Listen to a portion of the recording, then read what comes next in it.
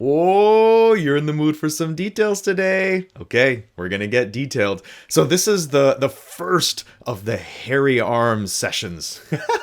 I, I don't know. I like that term. I think I'm going to stick with it.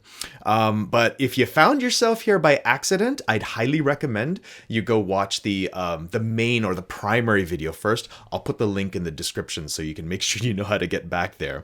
But if you didn't find yourself here by accident, what we're going to dive into today, because we're calling it hairy arms, we're going to roll up our sleeves and we're going to dive deep into some of the behind the scenes reasoning as to how I got to where I got in the primary video. Okay, so, well, let's get to it. Now, this sweater, it's really tough to raise the sleeves, so I'm just going to take it off. All right, here we go. Sleeves rolled up. Now we'll get into it. So let's bring the circuit up on the screen. So I want to show you exactly what we're going to be doing. So this is our circuit as we have it right now. We have those 3 LEDs. We have our feedback mechanism that controls those LEDs. We have our 3 switches that allow us to change the intensity of those LEDs. And what we're trying to do in this hairy arm session is I wanted to explain how I got to the values that I chose for these 3 resistors. It was a bit too detailed for the primary video, which is why we're sticking it in this deeper dive video. But here's the reasoning of how I got there. Okay, so the first thing that I needed to do is, in order to figure out what resistance to put into these, what resistance to choose for those resistors, I needed to establish what the current through that path was going to be, and I also needed to establish the voltage across this path as well. Those are the 2 essentials for me to figure out what the resistance is going to be. Well, the current through this path, I know, is because with 3 different switches or 3 different resistors, the combination of those 3 will give me a total possibility of 8 combinations. So I have 8 combinations of intensity. So you're going to see it in a bit, so I'm going to get detailed, but I took those 8 combinations and I basically equally divided them out. And then once I figured that out, I knew what kind of current I needed to pull through here. And then I needed to calculate the voltage. So that part was easy. The voltage was challenging because if you remember from the previous video, as I change the intensity of these LEDs, meaning as I pull more current through these LEDs, the voltage across this point right here, where that phantom glow was happening, but this is our feedback mechanism. So between this point and ground, the voltage, the voltage changes depending on the current. And because of that, it caused me some headaches to figure that out. So let me bring up a spreadsheet that I started working on. Okay, so this is where we start to really dive in. Okay, so here is the spreadsheet that I used to make sense of all this, so all of this would work. So I started off at the top here. I said, okay, so the maximum current we're going to pull through our circuit is 350 milliamps. That's a number you see here. And then I figured, well, the base voltage across these 2 points varies. So I needed to find the minimum and the maximum of those 2 voltages. And I measured them. And those measurements came out as 619 millivolts if I had 0 current, meaning none of these buttons were pressed or none of these switches were pressed. And the only current path available was through this. And that was the phantom glow, of course. But if that was it, then that represented the minimum intensity of our LEDs. And when I had that scenario, I found that across these 2 points, I had 619 millivolts. And then as I started switching putting these switches on, when all 3 were on, I had the maximum intensity being pulled through, the maximum current being pulled through. And in that situation, I had 651 millivolts measured across these 2 points.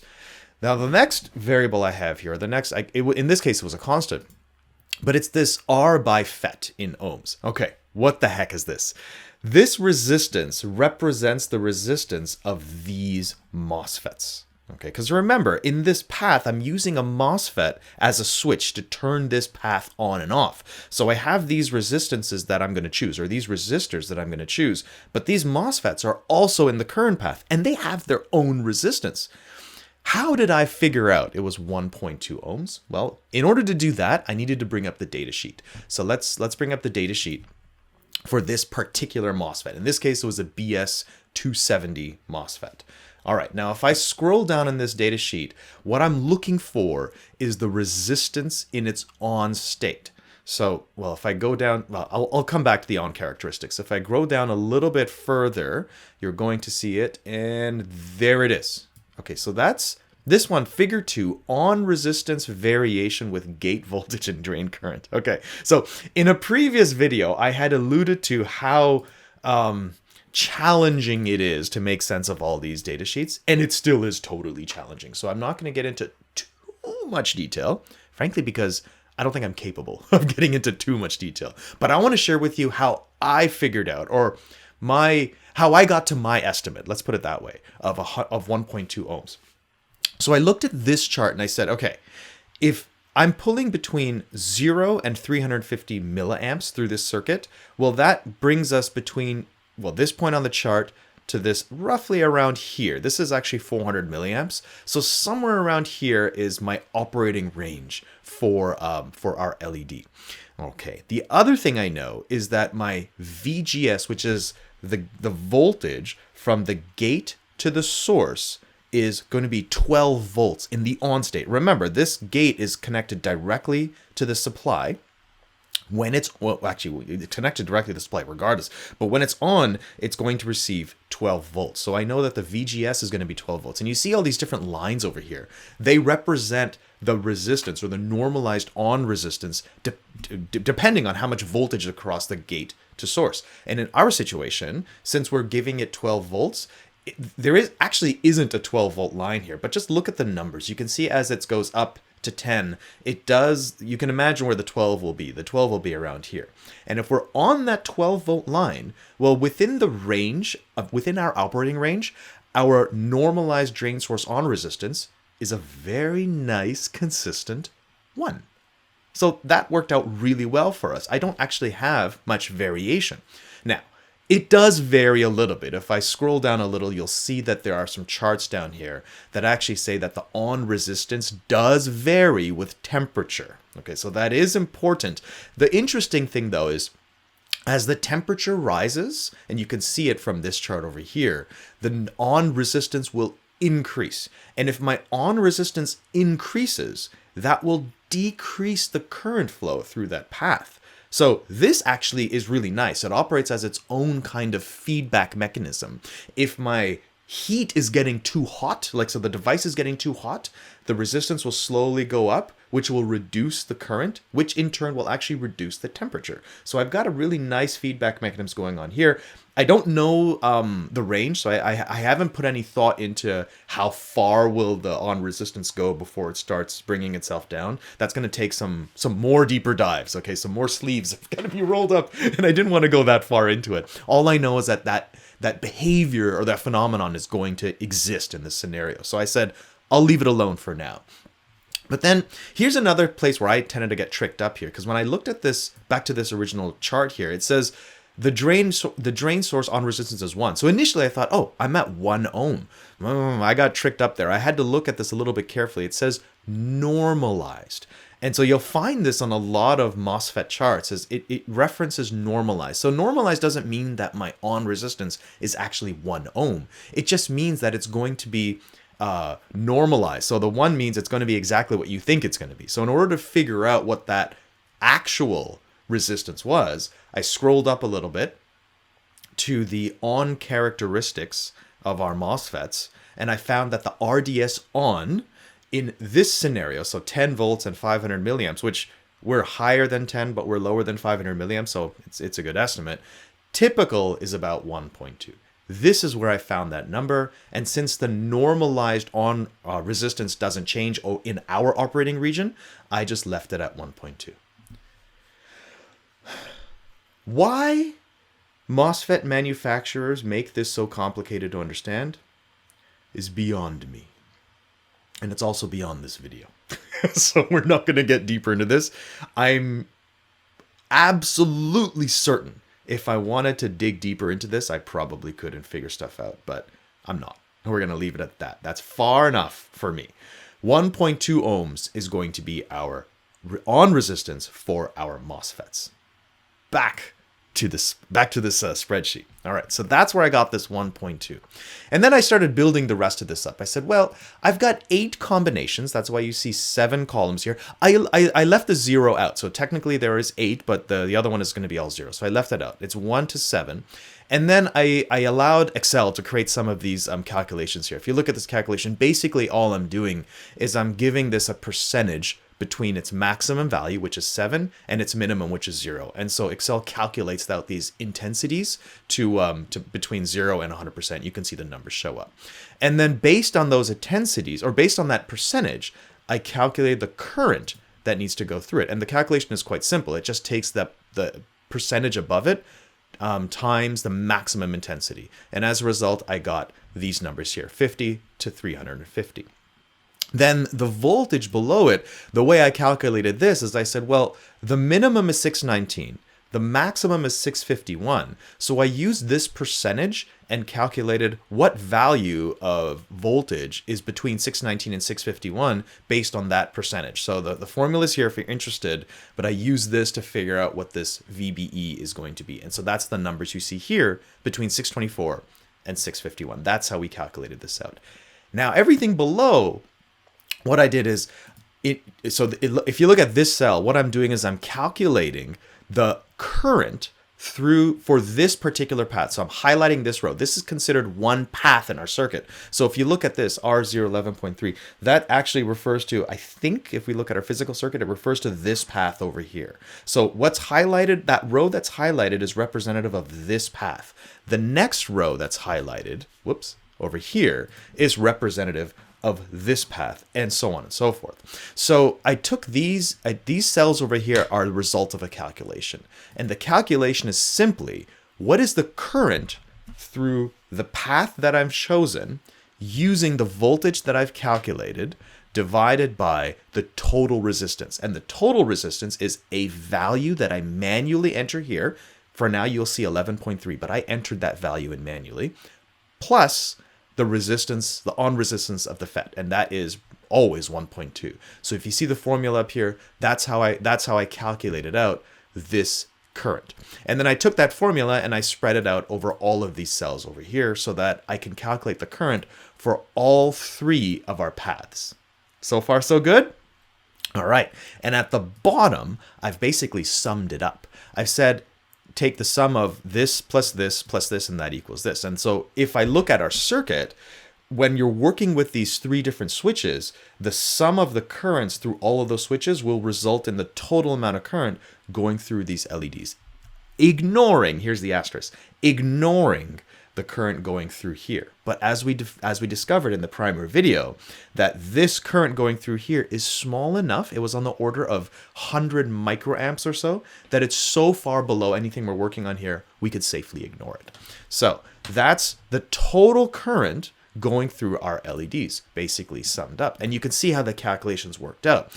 And then down here, I just put a target. And I said the target is based on this value over here. So these are this is the target current that I want based on the intensity percentage of the various combinations here. So that calculation results in this target percent. Basically, I just took this value over here, my total, and divided it by the target, and that gave us a target here. So you can see how 50, that's 100%. And you see over here how we're at 360 milliamps, but I actually want to get 350. That results in 103. So that is how I did that.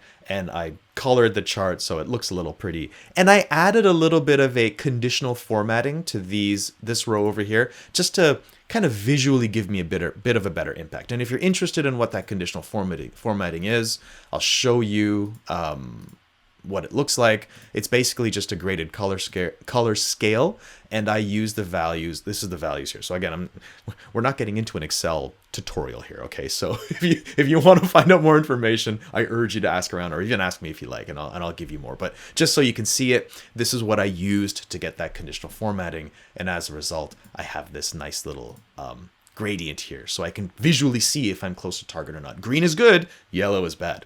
Then finally, with all this with my structure created, I could start messing around with these resistances. And literally all I did is I started plugging in numbers. So I started, watch what happens. If I move this down to 11, you're going to see all my values change. And you see how this kind of went up. And actually all the values went up because I lowered my resistance. If I put in 20, for example, you see how I'm well below my target here, 59%, 87%. So with this creation, I was able to mess around with all of these different values and see what combinations I would be able to get. Now, I know intuitively that these resistors or these current paths need to be essentially doubled, but not exactly. And the reason they need to be doubled is, because actually, you know what? I'm not going to get into that. If you look at one of the previous videos, you'll see why they need to be doubled to get close to where we want. If there wasn't this R by FET, so if we didn't have a resistance in the MOSFET in the path, and if the voltage didn't change, then the change in resistance, or these R's, would be exactly double. But because of these different variances, they're not going to be exactly double. So I started with double. In other words, I started with 2, 4, and 8. I think that's where I started with, or 3. I think I started with 3, 6, and... I think I started here. 3, 6, and 12 is where I started. And then I started working it down and just massaging it until I resulted in these numbers, which gave me the closest I could possibly get. And I'm going a little bit over here, 103 at 360, but we'll see in a bit, or actually you'll see in the primary video how that actually wasn't a problem because there were more losses in my circuit, which actually brought this down in the end anyways. But that's how I got to the state where we are, and that's how I figured out the resistances. Now, the final thing I did was, as you know, it's quite challenging to get a resistance of exactly 11.3 and exactly 5.1. You can buy resistances at this precision and make sure you cut the error down. But those are expensive resistors, and we want to kind of cut the costs eventually. But even before we get there, I really only wanted to use resistors that I had lying around. So I don't have an 11.3, nor do I have a 5.1. I did have a 2, but I didn't have the others. So I needed a way to create this. And so rather than trying to find the exact resistance, what I did is I used a combination. So if we recall from our electrical engineering or even basic electronics, when you have 2 resistors in series, so one after another, the resistance adds up. And if you have 2 resistances in parallel, so 2 resistors that are connected, and not end to end, but in parallel, then the calculation is a bit more complex, but you can use that. And I'll show you what the calculation is. In the next sheet, I did exactly that. So for this path, in order to get 2 ohms, like I said, I had a 2 ohm resistor, but I wanted to split the power dissipation across multiple resistors. Because remember, if I used a single resistor at 2 ohms, in this channel, I'll have like 200 milliamps going through this. So 200 milliamps times the voltage, which is roughly 0.6 volts. We're pushing about 130 or 140 milliwatts through that one resistor, and these tiny resistors sometimes are about an eighth of a milliwatt, or an eighth of a watt. We're pushing it too close to its limit, or even in some cases beyond its limit. So I didn't want to do that. So I wanted to make sure that I used 2 resistors for each and every one of these paths, thereby distributing the power dissipation across those 2 resistors. So, that's the long reason as to why I chose 1 plus 1. That gives us 2. So that's why you see this 1 plus 1 over here. I used 2 1 ohm resistors. For these ones, I had 2 10 ohm resistors, which combined give us 5. And for these ones, I used a 22 and a 24 ohm resistor, which combined gives us, it's actually a little bit less than 11.5. This is a rounded number. You can see if I unround it, it gets a little bit messy over here. So I rounded up for 1 decimal place, it's 11.5. And the equation, or the formula to do that is right here. You can find this formula online. You can also just research or just look up a calculator for resistance in parallel, and it'll just spit these numbers out for you, actually. So it's not all that complicated, but just so you can see it, that's the formula that I used to figure out what these end-up resistances are.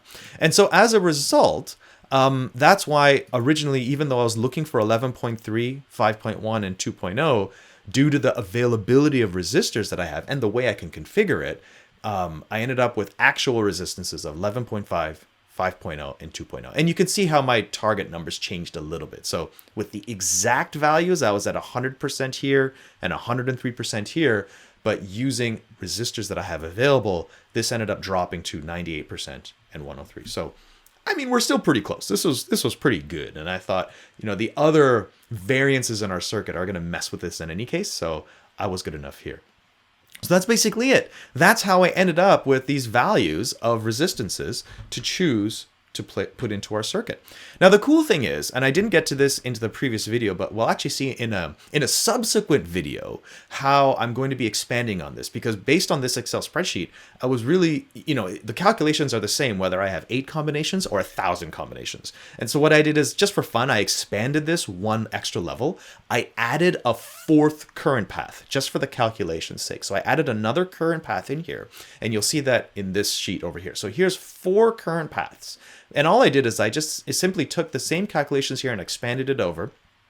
And based on those calculations, I figured out, or I calculated that the resistors to use in a 4 current path system is right here, 25, 12, 5.5, and 2.3. And I'll be able to get a pretty good intensity change, or pretty even intensity change over 16 different intensities. So you can see with this spreadsheet, I can go as big as I want and figure out what my resistances will be. Now, of course, if I change different components in the circuit, then you'll just have to change some of the values up here. But I think this is a good starting point. So if you're interested in creating this, here's everything you need to create that this spreadsheet to work through some of the values to get to where we were. Well, that's it for the deep dive. I hope you enjoyed our very first hairy arm session to get into this. And if this was too much for you, why are you still here? Because you really shouldn't be here if this was too much. You might want to stick with the primary videos where we don't get this detailed and I simply give you the answers. But yeah, if you enjoyed this, then keep a lookout, because every now and then when there are some deep areas that I need to get into, I'm going to keep them out of the primary videos, because honestly, seriously, like if you're not into this, you'll be asleep by now, or you would have long disappeared. But yeah, if this stuff is interesting to you, then come take a look at some of these sessions, because I like it, and I'll happily get into the weeds. All right. So yeah, hey, thanks for joining, and you made it, so congratulations.